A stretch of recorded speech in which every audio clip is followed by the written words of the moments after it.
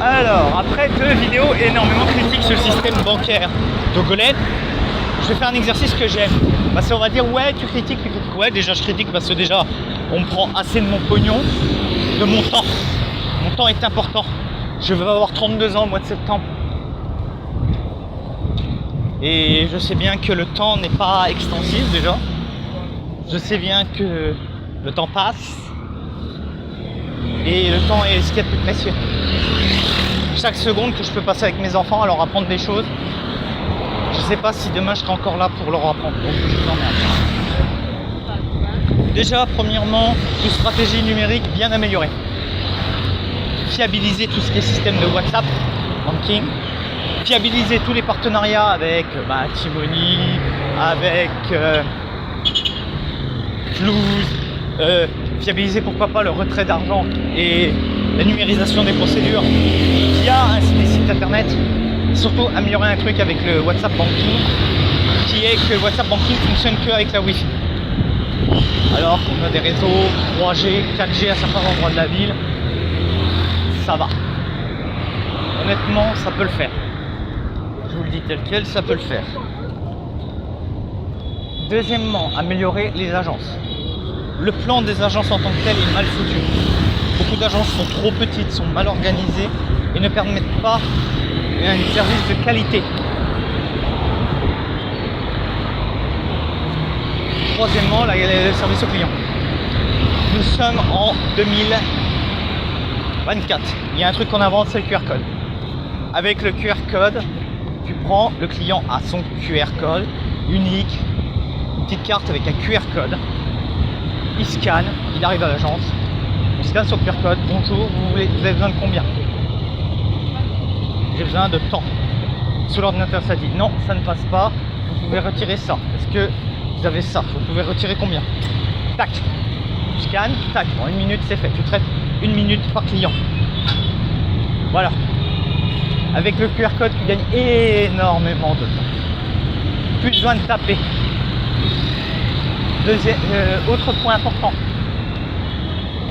améliorer tous les outils de crédit, notamment par le microcrédit, par la microfinance. Bon, après ça passe aussi par des politiques nationales et régionales d'amélioration de la condition de vie des gens. Là c'est n'importe quoi. Je dis, les Africains ils arrivent quand même à quelque chose de balèze, quoi. Ils sont déjà très pauvres et ça ils sont encore plus pauvres. Pour des trucs qui sont même pas de leur faute. La guerre en Ukraine, on la prend dans notre cul, mais qu'est-ce qu'on en a à foutre de l'Ukraine? La moitié des Africains ne sont pas capables de foutre l'Ukraine sur une carte. Mais pourtant, ils payent leur bouffe, leur essence 3 fois plus cher. C'est beau la vie, hein. Donc ouais, le QR code pour faire gagner énormément de temps. En plus, avec le QR code,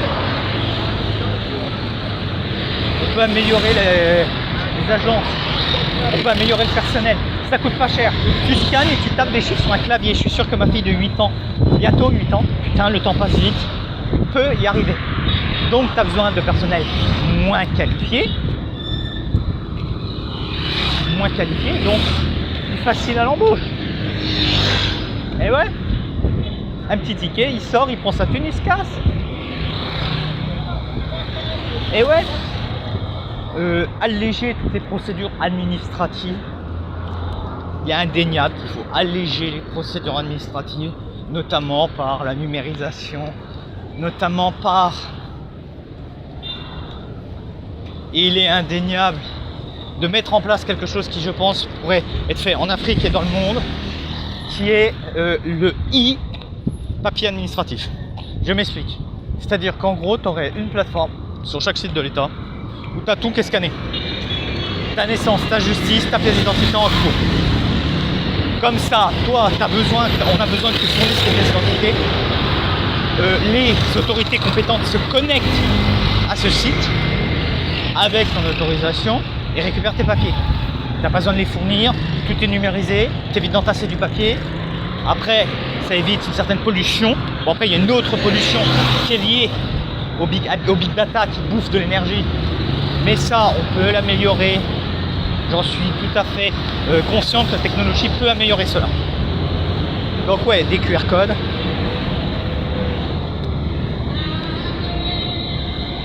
Voilà, des QR codes, on allège les procédures,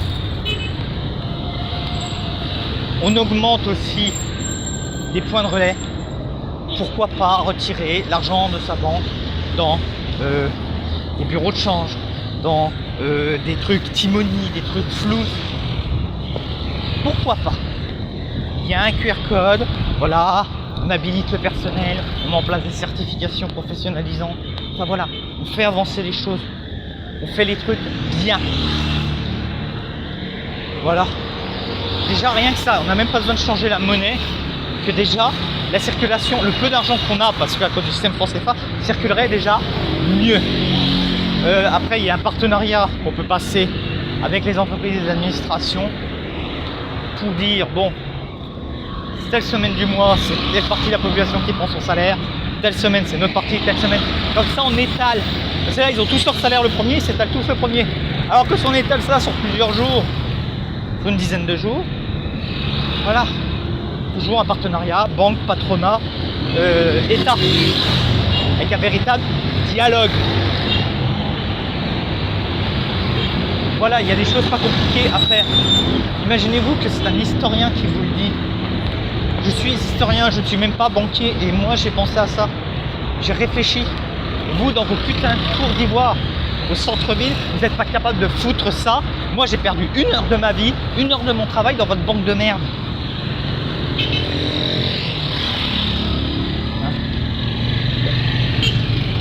Ça me saoule.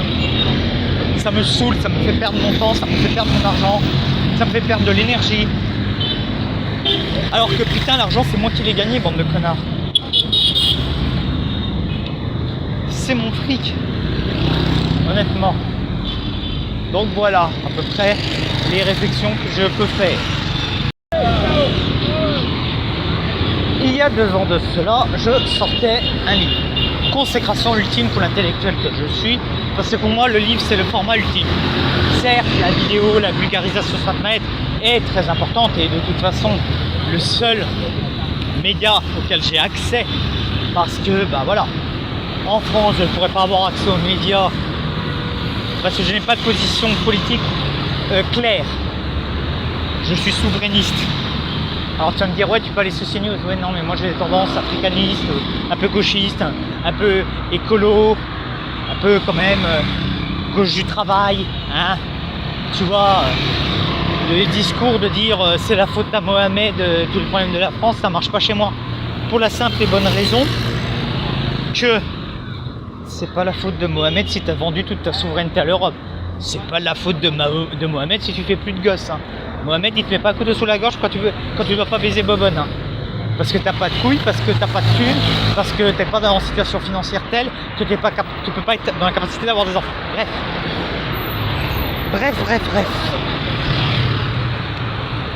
Donc j'ai écrit un livre. Ce livre était dans la droite ligne des idées de Thomas Sankara, de Kémy Séba, qui est que certes il y a un impérialisme occidental en Afrique, mais que cet impérialisme s'explique en partie par quelque chose qu'on appellerait l'habitus colonial. C'est-à-dire qu'il y a eu une construction géographique, historique, politique, intellectuelle des Afriques à idolâtrer l'occidental. Qui est une sorte de legs que dans l'esprit africain, malheureusement beaucoup d'entre eux, je ne suis pas africain, je m'en rappelle malheureusement des fois, on me le rappelle bien souvent, font les choses parce que c'est une habitude. Ils ont été programmés comme ça. Donc voilà, j'ai sorti ce livre il y a 2 ans. Et ce fut un échec. À ma connaissance, j'ai dû en vendre un. Je l'ai mis sur des plateformes de vente. Je suis pas sûr d'avoir encore les codes pour accéder à ces plateformes de vente. Parce que avec l'identification, avec le numéro de téléphone, j'ai changé de numéro de téléphone, ça a tué mon truc. Déjà, j'en ai très peu vendu. J'ai dû être dans l'auto-édition, c'est-à-dire le mettre sur des sites en mode e-book. Parce que personne n'a voulu méditer. Enfin si, des gens voulaient méditer. Mais il aurait fallu que je sorte 1 million de francs CFA pour au moins espérer un minimum une édition. Et ça a été un des plus grands échecs de ma vie. Après, cet échec n'est pas que à la faute de on n'a pas voulu méditer.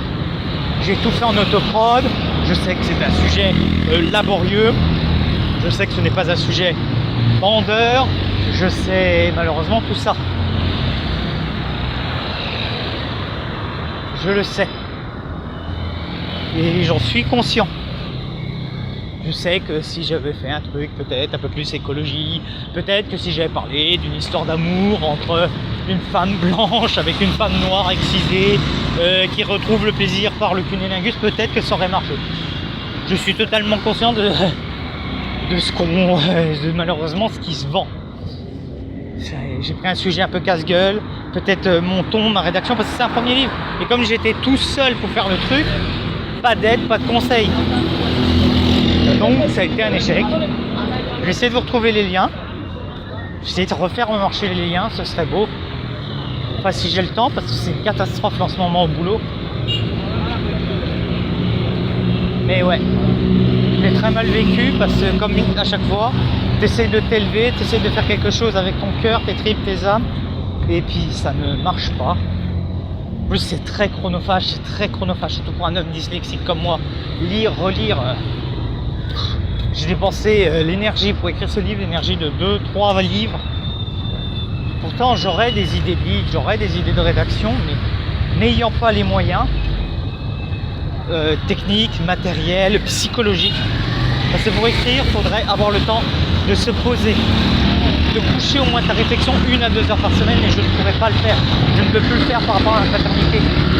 C'est un grand drame. J'aimerais faire des livres sur l'histoire africaine, sur l'historiographie, sur les sociétés, sur les rapports avec les gens. Enfin, ce que je fais en vidéo, mais prendre le temps de me poser, de faire de la recherche pure et dure, et de pondre des vidéos, des livres. Là, je me contente juste d'une petite pastille de 5 minutes où je déverse des brides de réflexion. Et je dois me contenter de ça comme vie intellectuelle parce que je suis dans un environnement où je suis castré, où ma créativité, où ma réflexion est castrée avec des cadres que je suis bien obligé d'accepter de par mon statut de père de famille. Je vous en veux pas les enfants. Si un jour vous tombez sur cette vidéo, papa vous en veut pas. Hein. Vous me donnez assez d'amour et assez de force. Faut pas que je me foute en l'air, donc ne vous inquiétez pas, papa ne vous en veut pas.